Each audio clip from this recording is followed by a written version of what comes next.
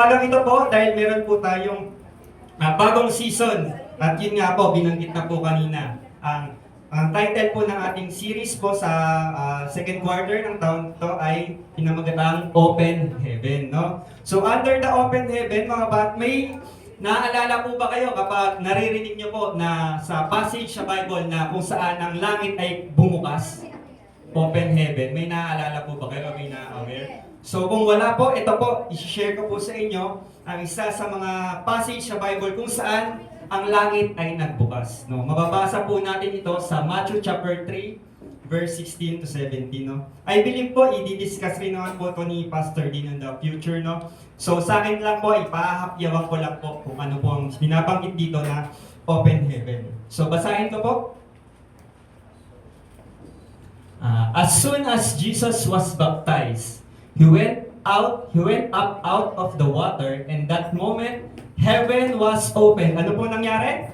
Heaven was open, and He saw the Spirit of God descending like a dove and alighting on Him. And a voice from heaven said, "This is my Son, whom I love, with Him I am well pleased." No? So isa po sa mga kaganapan na naisulat po sa Bible kung saan bumukas po ang langit ay yung nagpabaptize po ang ating Panginoong Hesukristo, no? So basahin ko rin po, no, sa Lucas 3:21 to 23. Ganyan din po sinasabi ni Apostle Luke. When all the people were being baptized, Jesus was baptized too. And as He was praying, heaven was opened, and the Holy Spirit descended on Him, bodily form like a dove, and a voice came from heaven, "You are my Son, whom I love, with you I am well pleased." Now Jesus Himself was 30 years old when He began His ministry. He was the son, so it was thought of Joseph, the son of Heli.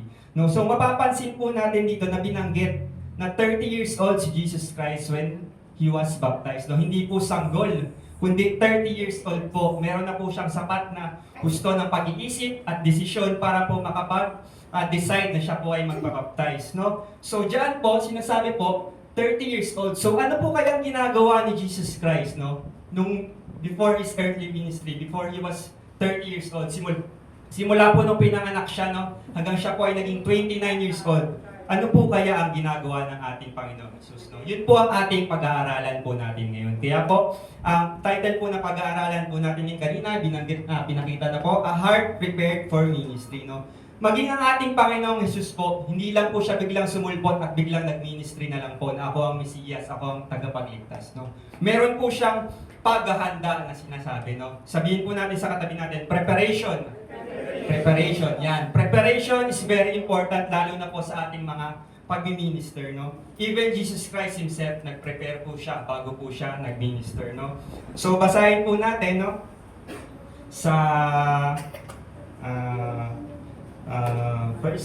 wala pala po ata dyan. Sa Luke 2, verse 51.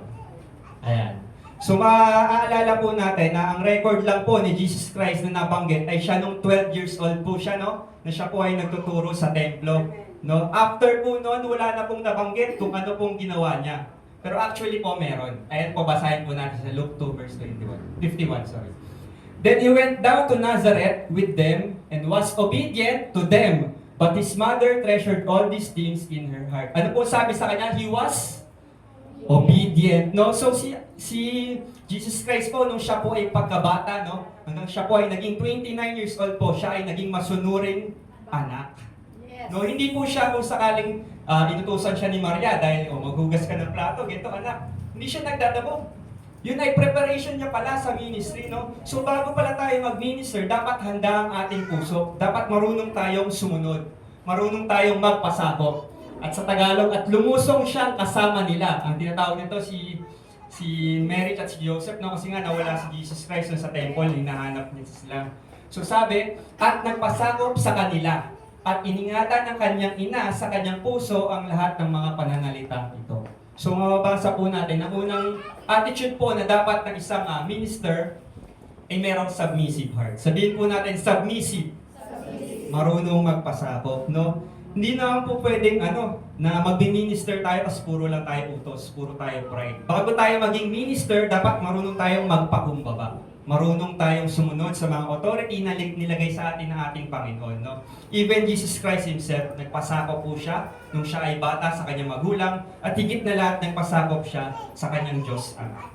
Amen po ba? So pangalawa po, kung meron ko pong submissive heart o meron kang masunuring puso, dapat meron ka ring a servant's heart. Ayan. Bakit servant's heart? Bakit ba tinawag na minister? No? Ministry. Ano ba yung root word nun? Di ba minister?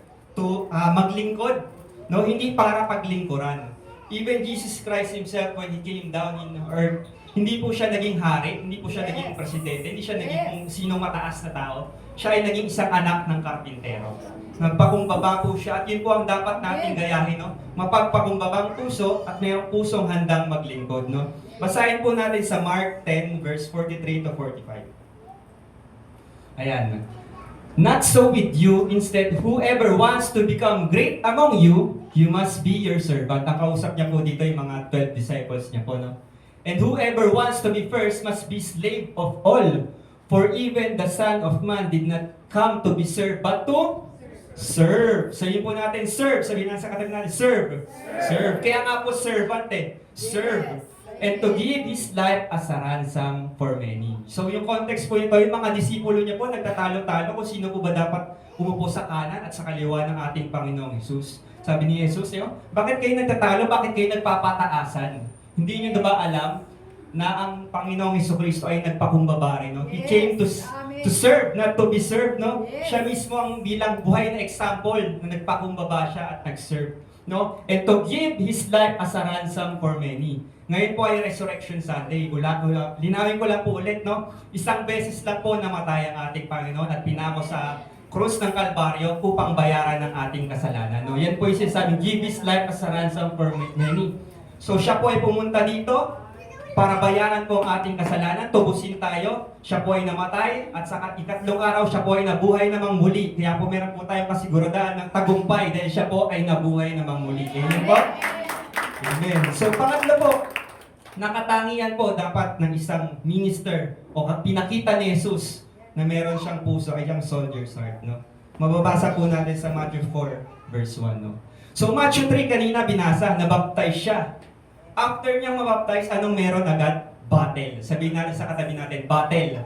Meron agad pagsubok, no? Kapag ikaw ay empowered na ng Holy Spirit, susubukin ka talaga no?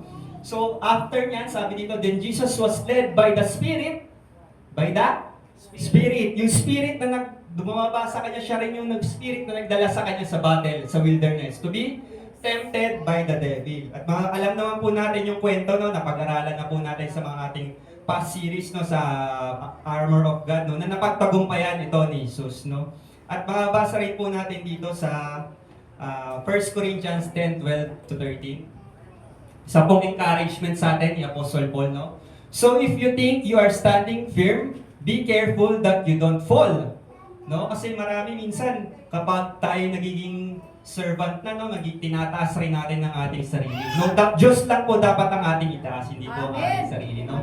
So sabi dito, no temptation has overtaken you except what is common to mankind. And God is faithful. Ulitin po, God is faithful. And He will not let you be tempted beyond what you can bear. But when you are tempted, He will also provide a way out so that you can endure it, no? So, marami po sa atin, kanya-kanya po tayo, meron po tayong problema. At yun nga po yung nasabing battle, no? So, when you are filled with the Holy Spirit, ang sabi niya, God is faithful, no? Kung sinong anumang mabagay ang pinagdadaanan natin, alam natin, kaya nating lagpasan yan, no? Kasi sabi sa Bible, no? When you are tempted, He will also provide a way out so that you can endure it. No? Wala pong ibibigay si Lord na problema na hindi po natin kaya pasanin, no? Dahil kasama po natin siya, anumang problema o pinagdadaanan natin, mapagtatagumpayan po natin, no? Yung Diyos na naghati ng dagat sa panahon ni Moises, siya rin yung Diyos natin ngayon at pinaglilingkuran, no? Walang imposible sa Kanya. Amen po ba? Amen. So dapat po meron tayong soldier's heart, no? Laban lang ng laban dahil ang Diyos kasama natin. Amen po ba? Amen. So huli po, isa pong katangian na dapat po na meron isang minister at pinakita rin po ng ating Panginoong Jesus kung ano ang meron siya ay ang surrendered heart. At ito po ang isa sa mga pinaka-importante, no?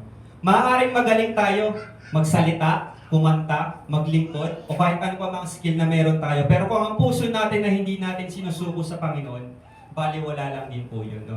Maaaring nakatayo ako dito sa inyo, pero ang puso ko hindi ko sinuko sa Panginoon, lahat ng ginagawa ko mababaliwala lang. Yes. So first and foremost, dapat meron ka po tayong surrendered heart, no? Surrendered. Bigay natin lahat kay Lord. Ano pa mang ating problema, ano pa man ating kasalanan, ano pa mang ating hinaing, isurrender natin kay Lord, no? Babasa po natin yan sa Luke 22 verse 42. O sa Luke 22 verse 42, dito po sinasabi ng ating Panginoon, no? Sabi niya, not my will but your will be done, no? No? Pinapasakop niya po dito kay Lord. Kasi kailangan niya ng bayad ng kasalanan natin, kailangan na siya mamatay, no? So sabi niya, hindi yung kalooban ko, kundi yung kalooban mo. Dapat sa buhay po natin bilang Kristiyano, matuto po natin i-let go ang ating sarili, no? Lord, hindi yung kagustuhan ko, kundi anong kagustuhan mo. Hindi yung ano yung purpose ko, kundi ano yung purpose na pinapagawa mo sa akin. No? Mababasa rin po natin dito sa Galatians 2:20. I have been crucified with Christ, and I no longer live, but Christ lives in me. Then the life I now live in the body, I live by the faith in the Son of God, who loved me and gave Himself for me. So kung tayo po ay tumanggap na sa ating Panginoong Hesukristo, ang ating mga kasalanan ay kasama ng napako ng ating Panginoong Hesus sa krus ng Kalbaryo. No? Bayad na po yun lahat, ang ating past, present, at future sins. No? Bayad na po yun, binayaran na po yun ng ating Panginoong Hesus. No? Kaya kung napako na po ang ating dating katauhan, dapat meron na po tayong surrendered heart. No? Sinuko na po natin ang lahat kay Jesus Christ. Wala na pong reserve, wala na pong itong time to, Sunday to, sa akin lang to Lord, Saturday, sa akin lang to, no? Hindi, lahat po. At ang tinitingnan po dito ng Panginoon ay ang ating puso, no? At para po sa last verse, sa Ezekiel 36 verse 26, I will give you a new heart and put a new spirit in you. I will remove from you your heart of stone and give you a heart of flesh. And I will put my spirit in you and move you to follow my decrees and be careful to keep my laws. So mababasa po natin, no? A new heart and put a new spirit. Hindi po a new heart or a new spirit. Hindi, no? Sabi and. So pag binigyan ka ng bagong spirito, dapat meron ka rin bagong puso. Kasi hindi pwedeng tama yung spirito mo, tapos yung puso mo mabigat. Yung puso mo iba. Yung puso mo bato. Ang unang binanggit, a new heart. Dahil pag tama ang puso mo, sigurado makakapaglingkod ka sa Diyos na maayos. Dahil ang Diyos ay tumitingin sa puso, hindi sa katauhan, hindi sa physical na panglabas na katauhan. No? And sabi, a new heart and a new spirit in you. I will remove you from your heart, a heart of stone. Tayo po ay bago ng nilalang. No? Yung dati nating pagkatao, yung dating matigas na nating puso, huwag na nating patigasin. Isuko na natin kay Lord, no? Ibigay na natin kay Lord. And I will put my spirit in you. So kapag wala nang matigas na puso, doon lang ibibigay ni Lord ang kanyang Holy Spirit, no? And move you to follow my decrees and be careful to keep my laws. At pag nasa atin na po ang Holy Spirit, siguradong kayang-kaya po natin maging perfect sa mata niya. Kayang-kaya niya natin sumunod at mag-minister sa kanya. Yun lamang po. At para sa huli lang po, no? Huli pa po, last po. Repentance is not when you cry. It is when you change. Hindi po sapat na umiiyak lang tayo sa Panginoon. Kasi ang tunay na repentance, ang tunay na pagsisisi, ay makikita sa ating pagbabago ng ugali. No, makikita yan sa front ng ating pinapakita sa pang-araw-araw. Hindi po yung pag-iyak ang pagsisisi, kundi ang pagbabago po ng ating sarili. Yun lamang po, to God all be the glory. Amen. Salamat sa Lord. Bukas na bukas talaga ang